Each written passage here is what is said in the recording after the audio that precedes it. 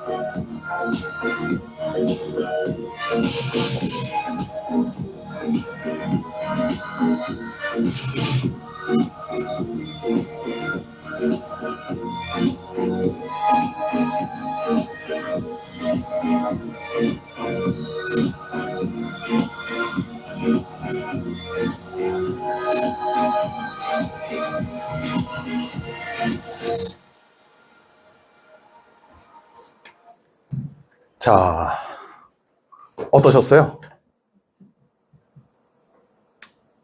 편하게 한번 소감 말씀해 보실까요? 오래 사셔야 될 것 같아요. 이 세상을, 그죠? 당연히 일단 오래 사셔야 될 거고요. 당연히 건강하게 오래 사셔야 될 거고, 제가 이제 AI 수업을 쭉 해보면서 한 2, 3년 전에 그런 말씀을 드렸어요. 지금 로봇이나 AI 발전 속도가 너무 빠르다. 그래서 한 10년에서 15년 안에는 이런 로봇들이 집집마다 한 대씩 있을 것 같다. 그래서 꽤 많은 것들을 대신해서 일을 해줄 것 같다라는 말씀 드렸는데 제 예상이 아마 틀리지 않았나 싶습니다. 지금 피규어 3거든요, 이게. 근데 이 피규어 1 영상을 제가 보여드리면서 수업했던 게 한 1년 반 전이에요. 1년 반 전. 그러니까 1년 반 만에 일단 모델이 2단계가 업그레이드가 됐고, 그때 피규어 1 때는 이렇게 접시 하나를 여기에 이렇게 놓는 거 정도를 시연을 보여줬거든요. 지금은 어떻죠? 사실 거의 못하는 게 없는 것 같아요. 요게 영상이 그래봤자 한 2달 정도밖에 안 된 영상이거든요. 굉장히 최신 영상입니다.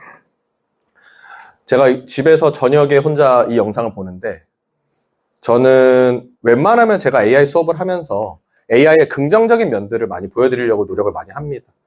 근데 저는 개인적으로 이 영상을 보고 웬만한 공포 영화보다 더 어떤 두려움을 느꼈던 것 같아요. 제가 생각했을 때 택배 이런 거는 꽤 늦게 대체될 거라고 생각을 했거든요. 물류 이렇게 분류하고 이런 거는 뭐 지금도 다 하고 있지만 직접 배달하고 이런 거는 못 할 거라고 생각했어요. 근데 다 하더라고요. 그래서 또 내가 예상한 게 대차게 틀렸구나. 사실상 예상은 큰 의미가 없겠구나. 그냥 이 시대의 흐름을 빨리 읽고 빨리 받아들이는 게 더 낫겠구나. 라는 생각이 들었고. 선생님들도 편하게 말씀해 보실까요? 두렵고 공포스럽고. 두려우세요? 어떤 점이 혹시 두려우세요? 이거 오버된 거 아니야. 기계적인 비생물학적 진화가 생물학적 진화보다 훨씬 급속도로 진전이 빠르죠. 네. 그래서 AI나 이런 로봇이 인간을 넘어설까봐 그게 좀 두려우신가 봐요. 넘어서면 안 되나요? 뭐 예를 들면 인간이 뭐야? 존재가 의미가 없잖아.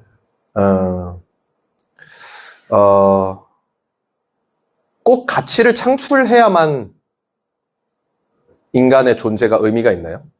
그렇지 않으면 인간은 웬만한 동물이나 마찬가지가 되는 심지어 식물이나 마찬가지다. 그렇게 볼 수도 있겠네요.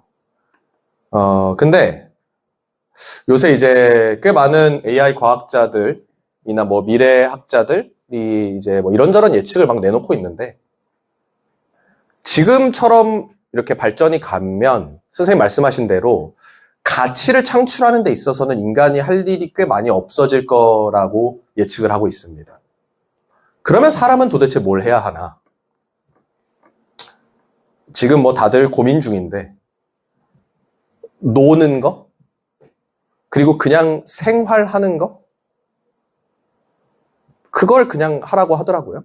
어떻게 보면 유토피아가 아니냐. 꼭 뭔가를 가치를 만들어낼 필요가 없고 가치는 로봇이나 AI가 다 만들어줄 것이고 그렇다고 해서 뭔가 물질적으로도 부족함 없이 풍요롭고 그런 시대가 우리가 흔히 말하는 유토피아 아니냐라는 얘기도 합니다. 물론 어떤 누구는 그걸 보고 인간이 가치 창출을 안 하면 인간의 존재의 의미가 있냐? 그건 디스토피아 아니냐? 라는 얘기도 하겠지만 또 어떤 사람은 나 그냥 일 안 하고 놀고 먹고만 싶어 라고 얘기하는 사람들이 굉장히 많은데 그런 사람들 입장에서는 또 유토피아 아니냐? 라는 얘기도 하더라고요. 인간이 일을 하면서 돈을 벌어가지고 먹고 살고 또 머리를 써서 개발을 하고 사회 발전에 기여하고 이런 보람으로 사는 게 인간입니다. 네. 뭐 이제 주는 거 먹기만 하고 놀기만 하고 사는 게 그러면은 딱히 그런 어떤 자아 실현이나 이런 걸 하기 어렵지 않냐? 저도 어느 정도 동감하는 부분입니다. 근데 그걸 훈련시키는 사람이 인간이에요. AI나 로봇을 훈련시키는 거, 인간 머리로 훈련시키지 누가 시켜요? 그거를 이제 조금 생각을 해봐야 되는 게, 쉽게 얘기하면은 그거를 예시로 들으면 될 것 같아요. 알파고 아시죠? 우리 이세돌 구단과 붙었던 알파고. 알파고는 이렇게 학습을 시켰대요. 전 세계에 나와 있는 바둑의 족보, 소위 기보라고 하나요?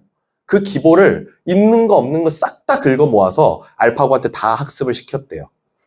그래서 이세돌 구단과, 그러니까 인류에서 바둑을 제일 잘 두는 사람과 바둑을 둬서 알파고가 이겼죠. 그 다음에 알파고 다음 세대, 그러니까 다음 해에 알파고 다음 세대가 또 나왔대요. 그 친구한테는 단 한 장의 기보도 학습을 시키지 않았답니다.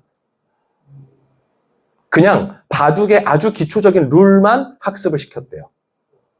뭐 흰돌 이렇게 해서 바둑을 뭐 흑돌 놓고 뭐 어쩌고 저쩌고 해서 이렇게 집을 많이 내는 게 이기는 거다.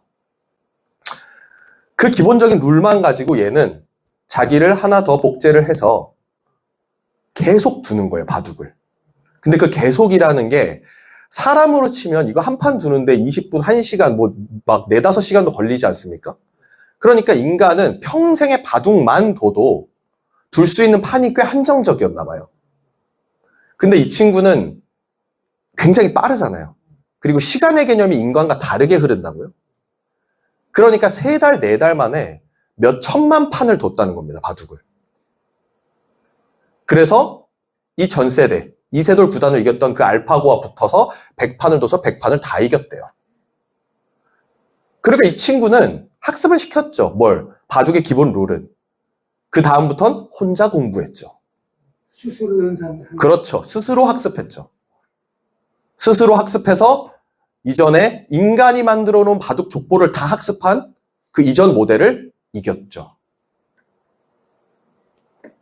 그런 시대가 멀지 않았어요. 그래서 그런 걸 보고 뭐 요새는 또 AGI라는 또 표현을 합니다. AI는 다들 아시죠? Artificial Intelligence인데 그 사이에 G는 General이라는 겁니다. General이라는 건 일반적인 혹은 뭐 보편적인 또는 종합적인 이런 정도로 해석이 될 수 있는데 그러니까 일반 인공지능, 일반적으로 인간이 가지고 있는 모든 지능에서 앞선 인공지능 또는 종합적으로 앞선 인공지능이라는 뜻입니다. 이 친구가 어떤 전문가, 어떤 학자는 5년, 어떤 학자는 뭐 20년 이렇게 보는데 어떤 학자도 그건 안 올 것 같은데요 라고는 얘기를 안 해요. 원래는 그랬었다고요. 원래는 안 돼 라고 했었는데 지금은 그 학자들이 다 의견을 바꿨다고요. 5년 또는 10년, 15년, 20년 이내에 올 것 같다라는 얘기를 합니다. 그리고 선생님 말씀 잘하셨는데 오래 살고 싶다, 이런 시대를 더 누리고 싶다. 더 잘 누리게 AI가 제법 많이 도와줄 것 같습니다. 작년이었죠. 작년에 노벨 화학상을 구글의 딥마인드 팀장이 받았다고요. 근데 그 사람이 화학적으로 너무 뛰어나서 이걸 받은 게 아니었어요. 화학을 뭐 그렇게 잘 모른대요, 본인은.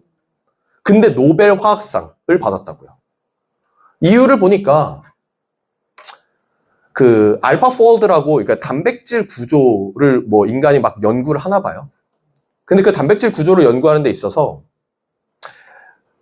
전 세계에서 가장 뛰어난 화학자들이 모여서 그 단백질 접히는 구조를 연구를 하는데 몇 년 동안 그 전체 구조의 2%, 3% 정도를 연구를 했대요. 밝혀냈대요. 근데 그 구글의 딥마인드 팀, 거기가 이제 알파고를 만든 팀입니다. 그 구조를 그 AI를 여기다 접목을 시켰더니 1년 만에 나머지 98%를 다 밝혀냈대요. 그러니까 인간이 이때까지 정복하지 못했던 꽤 많은 질병들, 혹은 우리 인간의 몸은 사실 거진 다 소모품 아닙니까? 눈이든 귀든 관절이든 이런 것들에 있어서 꽤 많은 것들을 해결해 줄지도 모른다 라는 예측이 막 나오고 있는 거죠. 건강하게 오래오래 사십시오. 생산한 거가 싸질 거야. 그렇죠. 그렇죠. 뭐 앉아서 먹고.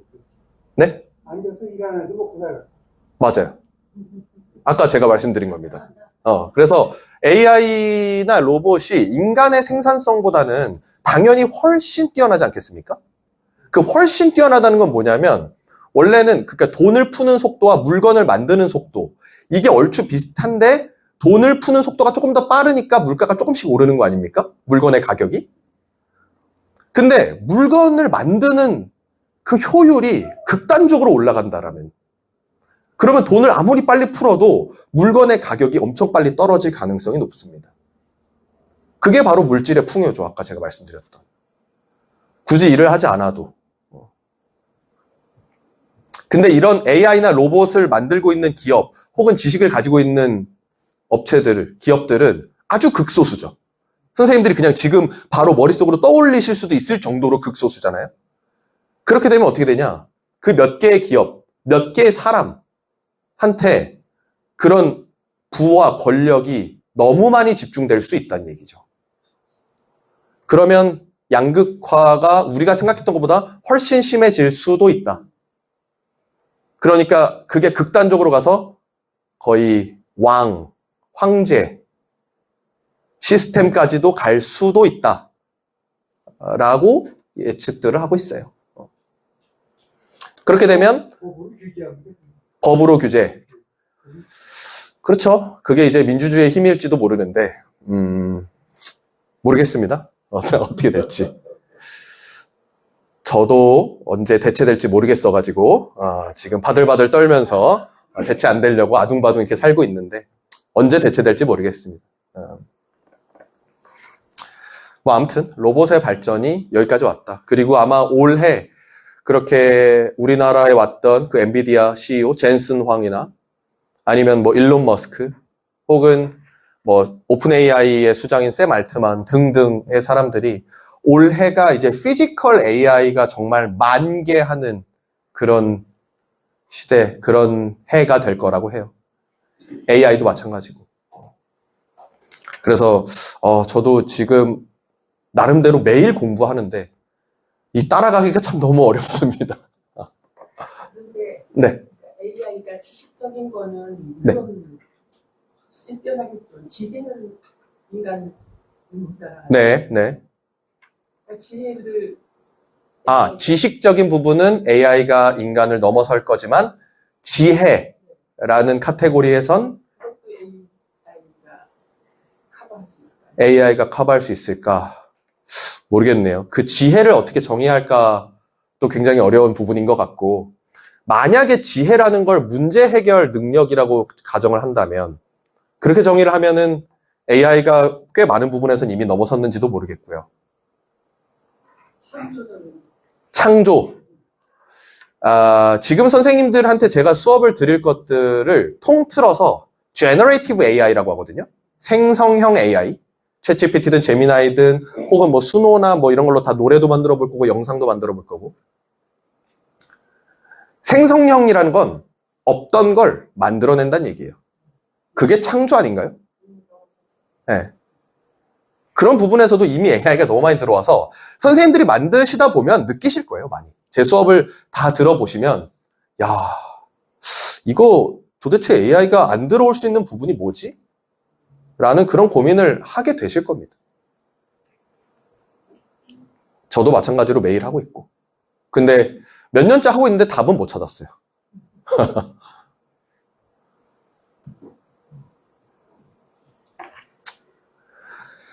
또 뭐 편하게 말씀 더 하실 거 있나요? 일자리가 많이 없어질 텐데 네.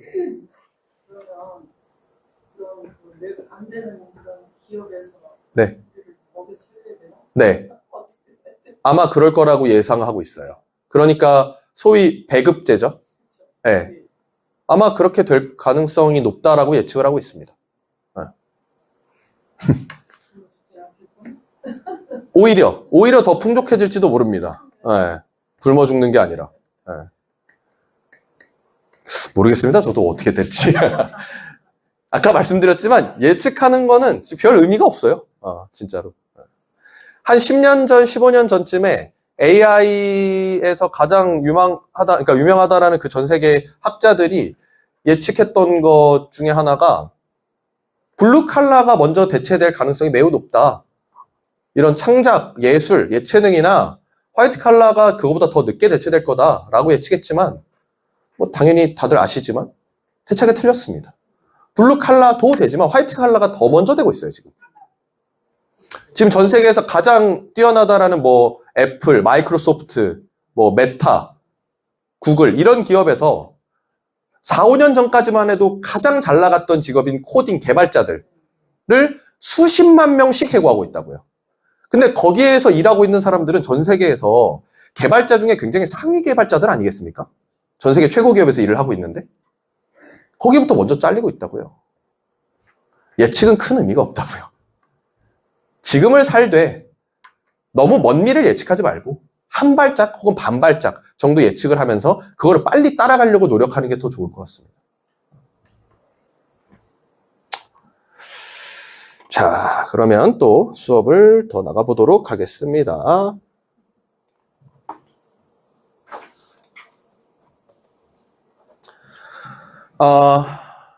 우리 챗 GPT 여기다가 제가 멀티모달 모델이라고 써놨는데 멀티모달이라는 게 뭐냐? 이제 우리가 챗GPT로 오늘까지 좀 더 이론을 볼 거지만은 챗GPT로 글도 써볼 거고 근데 글이라는 게 뭐 선생님들에 대한 소개도 써볼 거지만 직접 책도 써보실 겁니다. 다들 작가도 돼보실 거예요. 와 이렇게까지 잘 써? 라는 생각을 하실 거고 책만 쓰면 섭섭하니까 그 책에 대한 표지까지 그려볼 겁니다. 그림도 그릴 줄 아네. 그 다음에 더 나아가서 제 수업을 막 3번 이렇게 들으신 분들은 지금 이번에 변호사 없이 소송을 진행하신대요. 챗GPT랑 변호사 없이 지금 그 소송장을 쓰고 계신대요. 그리고 그거에 대한 어떤 변론 이런 것도 챗GPT랑 다 대화를 나누실 거고. 그러니까 하나의 AI가 굉장히 많은 일들을 할 수 있다. 그걸 보고 멀티모달이라고 한다. 좀 더 가보겠습니다. AI로 무엇을 할 수 있는가를 좀 살펴볼게요. 제가 오늘 고양이 예시를 좀 들을 건데 고양이 이미지를 생성해줘 라고 한마디를 해봤습니다. 그랬더니 얼마 안 있어서 이렇게 귀여운 고양이가 나왔습니다. 잘 나왔나요? 잘 나왔어요? 조금 자세히 한번 살펴보실래요? 진짜 잘 나왔나? 꼬리가 2개예요? 꼬리가 2개네요. 아, 나 이거 수업 자료로 쓰려고 고양이 이미지 좀 생성해달라 그랬는데 꼬리가 2개인 고양이 이미지를 만들어준 겁니다. 아, 이거 이러면 안 되는데 하고서 내가 너무 대충 써서 그런가? 하고서 조금 자세히 써봤습니다. 화분으로 둘러싸인 햇살 가득한 창턱에서 느긋하게 휴식을 취하고 있는 파란 눈이 인상적인 북신한 흰색 고양이의 사진 그려줘. 쌤들 이 AI 시대가 벌써 한 3년 차로 이제 접어들었단 말이죠. 그래서 대부분 AI가 뭔진 대충 아신다고요. 그리고 AI를 잘 쓰려면 어떻게 해야 되는지도 좀 들어보시지 않았나요? 어떻게 해야 되죠? AI 잘 쓰려면? 질문을 잘 해야 돼요. 질문을 잘 한다라는 게 어떤 의미죠? 구체적으로 자세하게 쓰면 좋을 것 같아요. 맞나요? 자, 일단 결과값부터 보고 좀 더 얘기를 나눠보겠습니다. 얼마 안 있어서 이런 고양이가 나왔다는 얘기죠. 하나씩 살펴보겠습니다. 화분으로 둘러싸여 있나요? 둘러싸여 있는 것 같고. 햇살이 가득한가요? 조금 확대해서 볼까요?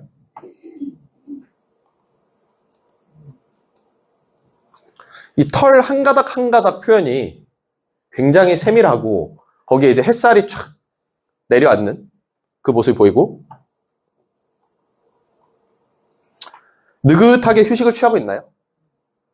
파란 쪽 축 늘어져가지고 파란 눈이 인상적인 파란 눈도 그냥 파란색이 아니라 뭔가 사파이어 같은 게 박혀있는 듯한 그런 표현을 해줬고 푹신한 흰색 고양이 껴안으면 털이 푹 꺼질 것 같은 그런 느낌이 드네요.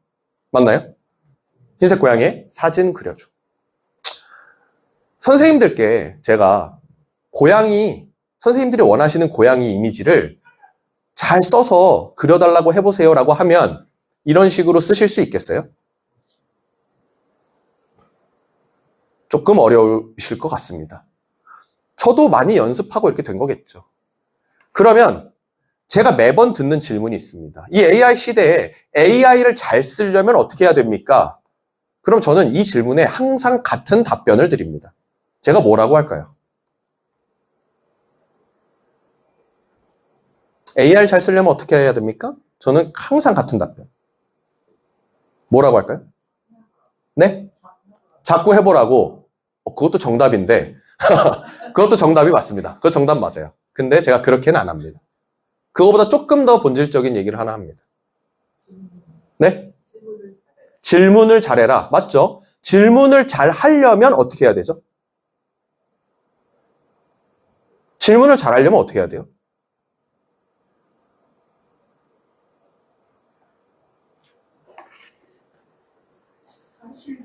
사실적으로?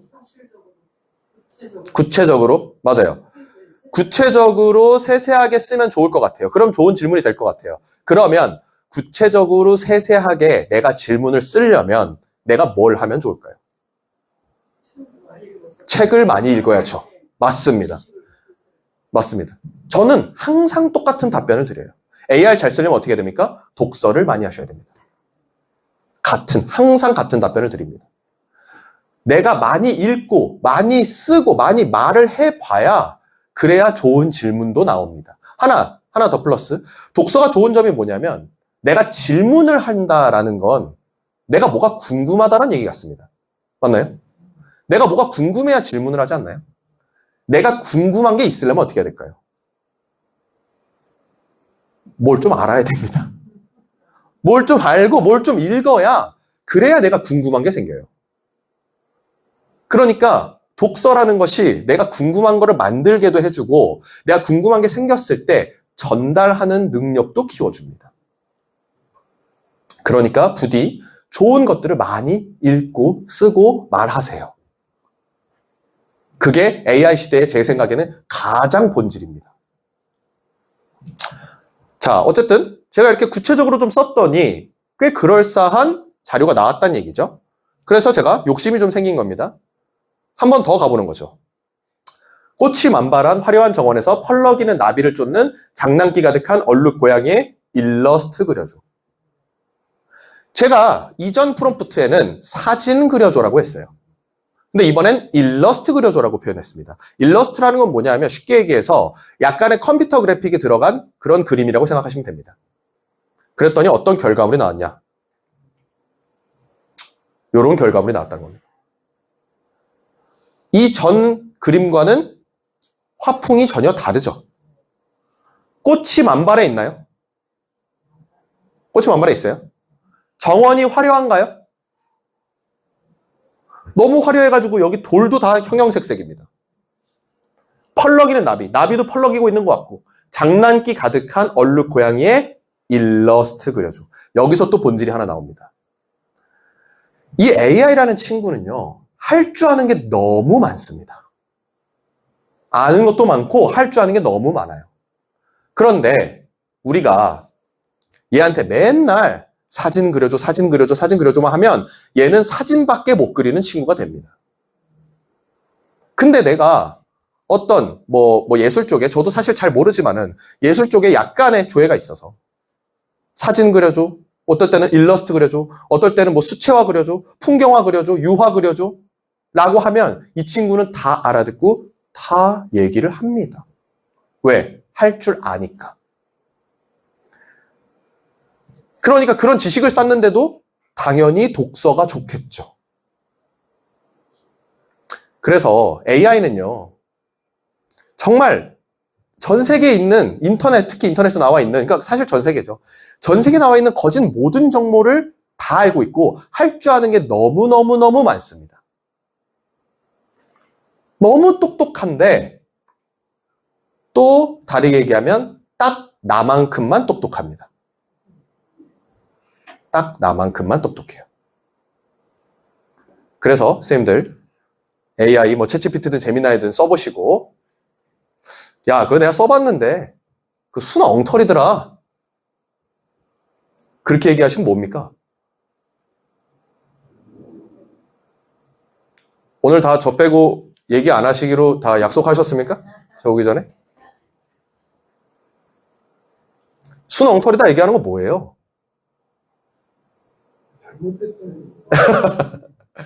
뻔한 질문을 해서 내가 잘 못 쓰고 있다는 얘기입니다. 그죠? AI는 거울입니다. 거울. 그러니까 친구들 만나서는 그냥 야 그거 최고더라. 좋더라. 그렇게 말씀하세요 그냥. 네. 여기서 궁금한 거 물어보시고 밖에 나가선 항상 최고다. 이렇게 얘기하세요. 어쨌든 정리해보면 이랬습니다. 프롬프트 핵심 개념 해서 처음에 아이디어는 이랬어요. 저는 고양이 이미지가 얻고 싶었습니다. 그래서 고양이 이미지 생성해달라고 그랬는데 저렇게만 대충 얘기하니까 내가 원하는 고양이의 이미지를 얻기가 어려웠다는 얘기입니다. 그래서 조금 구체적으로 써봤다는 얘기죠. 화분으로 둘러싸인 어쩌고 저쩌고 막 구체적으로 얘기를 해봤더니 꽤 내가 원하는 이미지를 얻을 수 있더라. 아, 이렇게 쓰니까 되는구나. 다음번엔 다양하게 실험도 해봐야지. 이번엔 사진, 이번엔 일러스트, 이번엔 수채화, 어쩌고 저쩌고. 마지막에 평가를 해보는 겁니다. 정확히 의도한 대로 재현이 됐는가? 화분으로 둘러싸여 있었나? 파란 눈은 인상적이었나? 내가 사진을 그려달라 했다가 일러스트를 그려달라 했을 때 화풍이 아예 달라졌나? 이렇게 평가도 해보는 겁니다. 그래서 제가 여기 위에 프롬프트의 핵심 개념이라고 써놨는데 프롬프트 정도는 이제 또 알고 가시면 좋습니다. 이제는 거진 다 알고 계실 건데 프롬프트라는 게 뭐냐? 내가 AI에게 말하는 질문, 뭐 명령 등등 그걸 다 통틀어서 그냥 프롬프트라고 받아들이시면 됩니다. 그러니까 AI를 잘 쓴다라는 건 크게 두 가지 정도일 것 같은데 다양한 AI가 있음을 알고 있고 그 다양한 AI가 각각 어떤 일들에 특화되어 있는지를 알고 있고 예를 들어 뭐 챗GPT는 글을 잘 쓰더라 뭐 재미난 그림을 잘 그리더라 수노는 노래를 잘 만들더라 등등 각각의 AI가 어떤 거에 특화되어 있는지를 알고 프롬프트를 잘 쓰는 거 그게 AI를 잘 쓰는 겁니다. 이해되셨나요? 그래서 이 프롬프트를 그러면 잘 쓰려면 어떻게 해야 되냐? 그거에 대해서 한번 살펴보겠습니다. 프롬프트 잘 쓰기. 그 밑에 제가 좋은 질문하는 방법이라고 해놨는데 좋은 질문하는 방법. 요거는 또 쭉 이어지니까 우리 좀 시간이 애매해서 10분만 쉬고 50분에 2교시 다시 시작하도록 하겠습니다.